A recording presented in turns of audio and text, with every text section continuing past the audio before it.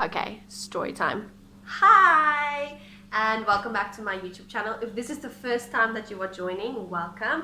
I make videos about motherhood, minimalism, and Montessori.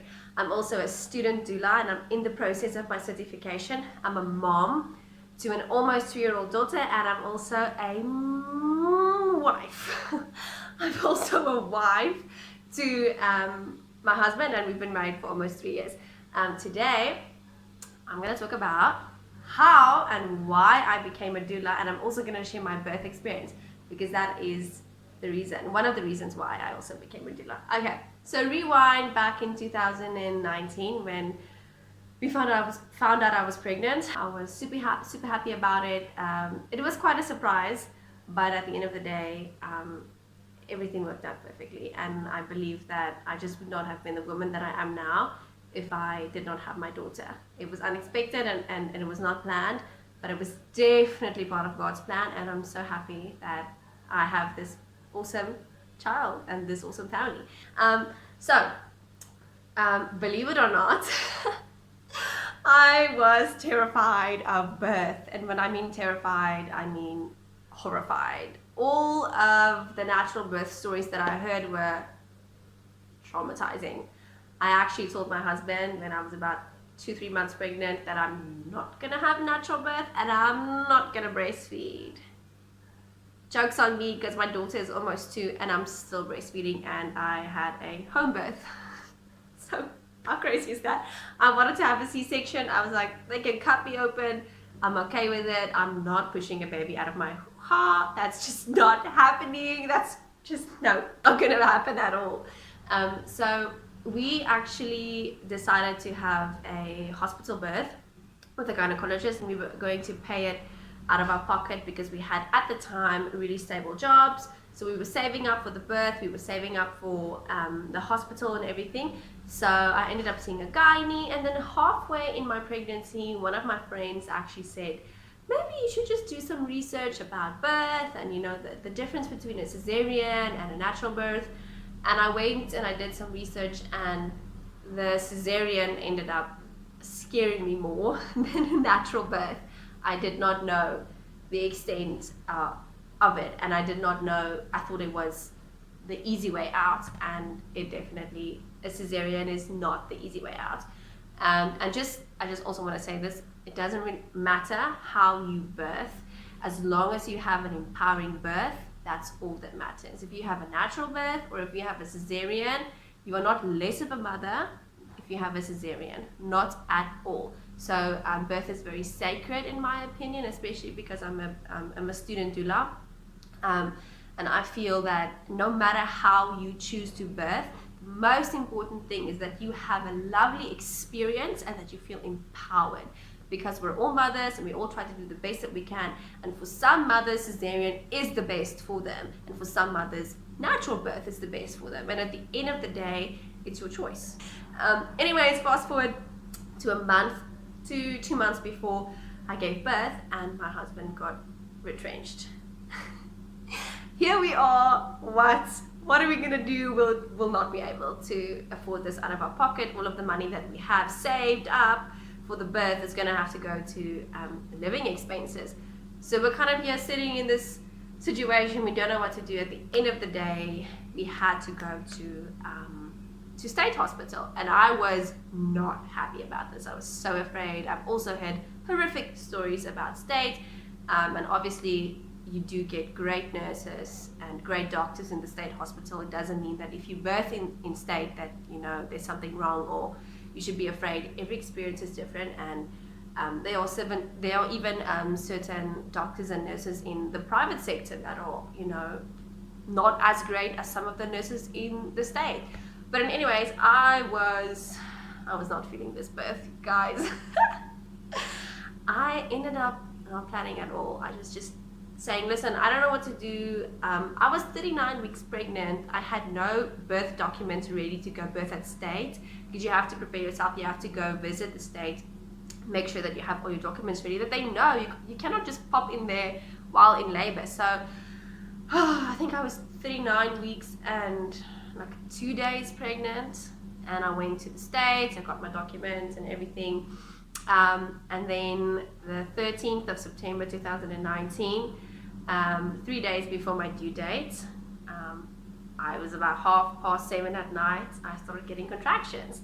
And I told my husband, listen, I think I'm in labor. I think we should go to the hospital. He's like freaking out, like, okay, let's get the bag, let's get ready with the car keys. And I'm like, I'm just gonna take a shower first. He's like, no, you can't take a shower, we need to go. And I'm like a baby does not just fall out, like, just relax.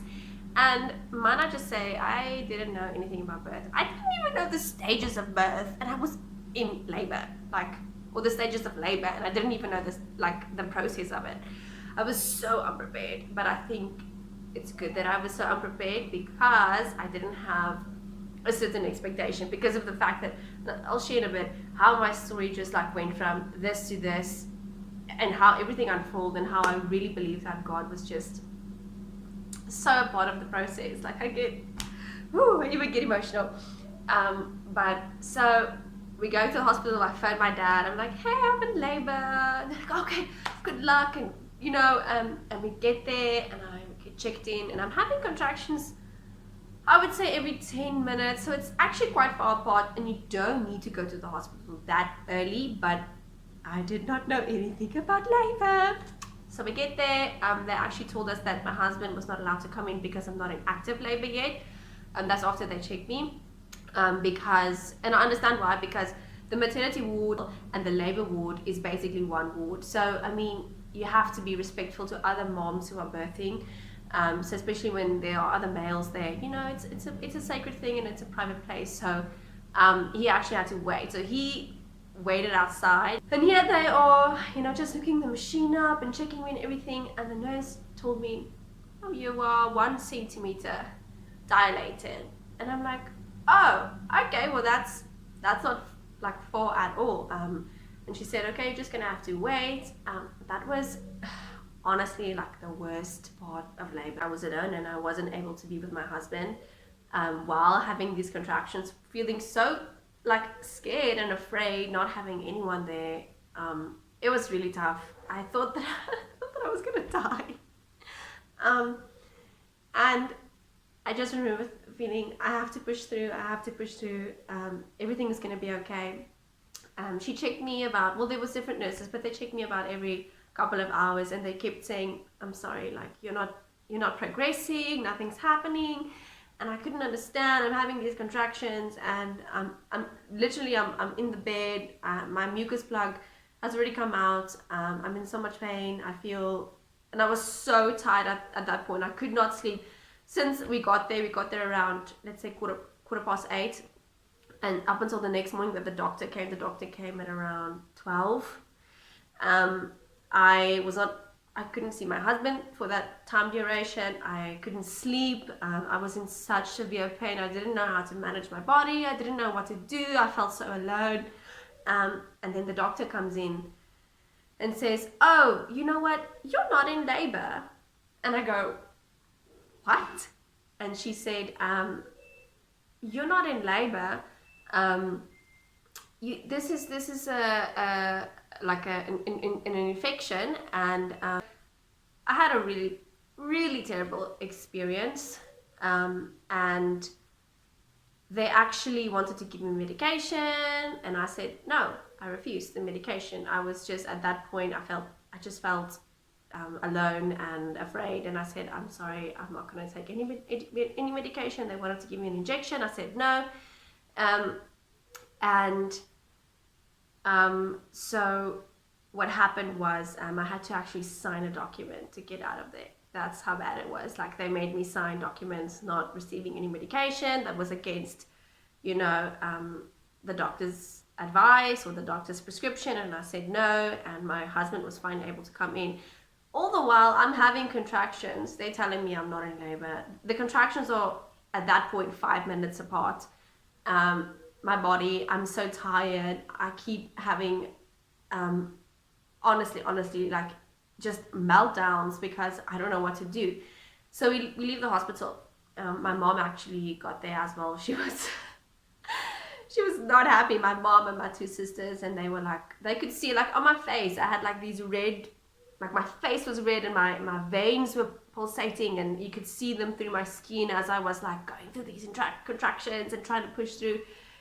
So at that point, we go, what the heck? What are we gonna do now? Because the chances of that hospital allowing me back in are very few. And I have nowhere else to go. I didn't know what to do. In my mind, I was like, okay, I'm just gonna birth a baby on my bed. My husband's gonna have to catch the baby, and my mom's gonna have to cut the umbilical cord. I don't know what to do. So that's when I phoned midwives all around Pretoria. Every single midwife that I could find, I phone. And most of them said, I'm sorry, I'm not allowed to help you. Which is understandable, because they build a relationship with a patient. And it's kind of a liability to just take anyone in. You don't know their history, they don't know where I'm coming from. I'm telling them I'm in labor, please help me. And they just have policies, and I completely respected that, and I understood that, until I got one midwife that was willing to help me. And I remember when we got there, because we were at the hospital, and we drove directly to the midwife, and when we got there, she just took over, and she said, okay, you are in early labor, I'm going to send you home, go take a bath, go relax, get some sleep in, eat some food. And when I got home, I tried to sleep. My mother was there, my two sisters were there, so they were all kind of helping. And, you know, just the support, having that support made a big difference versus being alone in the hospital. Everything, it was just a shift. And so that was the Saturday evening. The Sunday morning around 11, I contacted my midwife, and I said, listen, I think I need to get to you, because I'm having contractions that are 3 minutes apart. And I was at that point, I was paid. I just knew that I had to go. And so first we made a stop at Checkers because I was hungry. That's just me. It's just weird. It was just such a weird, you know, when you're in labor, you just don't really care about the outside world. You're so zoned in with your baby, and it's amazing. Birth is just so amazing. So we go to Checkers. I got a chicken mayo pie and some water and everything. I remember standing in the row, and the cashier was, you know, just doing her job, and I lost it. I started screaming at her, can't you see? I'm in labor. What the hell? Like, can you not get any quicker? Can you not be any quicker? And my husband kind of looked at me, and I'm just there like having contractions. I think everybody thought I was freaking crazy. What's this malvrouw here doing? Anyways, we get to the car, and in the car we put on some worship music, and on the way to the midwife, I kind of had this, like, that moment of, whoa, like, I'm gonna meet my baby soon, you know. And it felt very spiritual, and I was so at ease. And on the way in the car, starting to manage my own contractions, and it just goes to show that when women are put in a space where they feel comfortable, their labor becomes more natural. So in the hospital, I felt enclosed. I wasn't allowed to walk around. If I had to go to the bathroom, I had to take my drip and everything. So versus I'm in the car, like the car versus the hospital. That's so crazy. Like, where I felt more comfortable was in the car and not in the hospital. And I'm not saying that hospital birth is bad. I'm not saying that at all. I'm just saying that everybody's experience is different. And if you are planning on having a birth in the hospital, the best advice I can give is to make it as homey as possible, and make it as make the space something that you resonate with, and that's something that's comfortable to you. Try and take a couple of pillows from your home, maybe put like a plant or a picture there. All of those things really do affect your labor. And so we get to the midwife, and I'm still kind of like a little bit stressed out because I don't know how far dilated I am. I mean, it's been 2 days now since I've basically not slept anything at all. I've slept a little bit at home, but not really that much because the contractions were too painful. So we get at the midwife. She's so calm, opening the gate and everything. And then I walked in, and there was another lady, and I was like, oh, okay. And she said, no, this is the doula. And I was like, oh, okay. At that point, I had no idea what is a doula. I just thought it's like a second midwife. And then the midwife checked to see how far dilated I was, and she said about 3 or 4 centimeters. And I went from this like to yes, my labor is progressing. I was so happy. I even cried a little bit. Me and my husband, we looked at each other and we were like, oh my goodness, thanks God, thank you so much. I didn't care if it was 1 or 2 centimeters that went by. I was just so happy that there was progress, because at some point I was stressed out. I thought, what if I have to get a cesarean if my labor doesn't progress? Like, what's going to happen? You know, it was a really crazy situation. And then we got there about like, I think 12, just past 12. And then from 12 to 7, because my daughter was born 5 minutes past 7, everything was just, wow. I'm not saying that it wasn't painful. Of course, labor is painful, but it was such an amazing spiritual experience. The doula was there assisting us, showing my husband where my pressure points were, showing me how to breathe and to be calm and relax. And there was like, I think it was Jacaranda playing in the background. I don't even remember what the music was, but everything was just like, it just felt so at home. I felt so at home. And I was in the bath. I really wanted to birth in the bath, but at some point I started to feel uncomfortable with like the temperature of the water. So not everybody's blood pressure will allow that, you know. So I ended up giving birth on the bed. And wow, I just remember right after my daughter was born, how it's amazing. And I've seen it myself as well when I doula other mothers. Like just before your baby comes out, like you've worked so hard and you're pushing and it's like, you know, you can't wait. And then the moment your baby is born and put on your chest, like that change in atmosphere and emotion, it goes from like this excruciating pain to like this bliss, and there's just like this surge of oxytocin. So oxytocin is one of the hormones that gets produced during labor, and actually right after you give birth, like right after your baby comes out, your body will secrete the highest amount of oxytocin that you will ever experience in your entire life right after that baby is born. And I remember holding my hands out even before she was out. You know, I was like, okay, just like come to me. And the midwife put her on my chest, and me and my husband, we just started crying, and all of the pain was forgotten. I was like, oh, I'll do this again, you know. And then we started breastfeeding. Also a crazy thing, I didn't plan any formula. What? I didn't even know if I was going to breastfeed or not. The midwife just like, okay, here, and you just, oh, okay. So and I put the baby and I started breastfeeding, and I just from the beginning enjoyed breastfeeding.